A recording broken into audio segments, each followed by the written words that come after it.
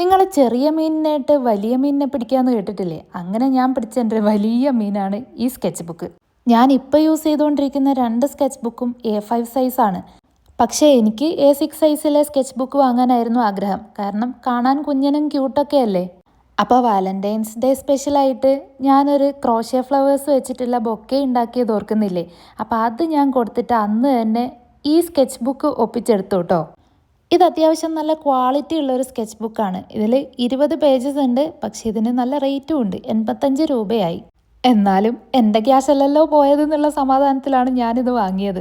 എനിക്കൊരു പ്രശ്നമുണ്ട്. എന്തേലും വാങ്ങാനായിട്ട് എൻ്റെ കയ്യിൽ കാശ് തന്നിട്ടുണ്ടെങ്കിൽ ഞാൻ ആ കാശും ചിലവാക്കില്ല, സാധനവും വാങ്ങില്ല. അത്യാവശ്യമില്ലാത്ത കാര്യങ്ങൾക്കേ ഞാനങ്ങനെ ചെയ്യാറുള്ളൂ. അത്യാവശ്യമുള്ളതാണെങ്കിൽ ഞാനത് വാങ്ങിയിരിക്കും. ഞാനങ്ങനെ ചെയ്യുന്നത് ആ കാശ് എൻ്റെ കയ്യിലെത്തിക്കഴിഞ്ഞാൽ പിന്നെ അത് എൻ്റെ കാശാണല്ലോ. ഞാൻ അത്യാവശ്യം ഒരു പിശുക്കിയാണേ. ആരേലും വാങ്ങിത്തരുകയാണെങ്കിൽ ഇരു കൈയും നീട്ടി സ്വീകരിക്കാൻ എനിക്കൊരു മടിയുമില്ല. അപ്പം ഈ ബുക്ക് കയ്യിൽ കിട്ടിയപ്പോൾ തൊട്ട് ഞാനിങ്ങനെ ആലോചിക്കുകയാണ്, ഇതിനകത്ത് എന്ത് ചെയ്യുമ്പോൾ ഒരേ പാറ്റേൺ ചെയ്തിട്ട് ഈ 20 പേജും നിറയ്ക്കുക എന്നുള്ളതായിരുന്നു എൻ്റെ ഒരാഗ്രഹം. അപ്പം ഞാൻ വിചാരിച്ചു ഈ ബുക്ക് ബോഹ ആർട്ടിന് വേണ്ടി ഡെഡിക്കേറ്റ് ചെയ്യാം. എനിക്കത് കാണാൻ ഭയങ്കര ഇഷ്ടമാണ്. നിങ്ങൾക്കൊക്കെ ഇഷ്ടമാണോ എന്നൊന്ന് പറയണേ.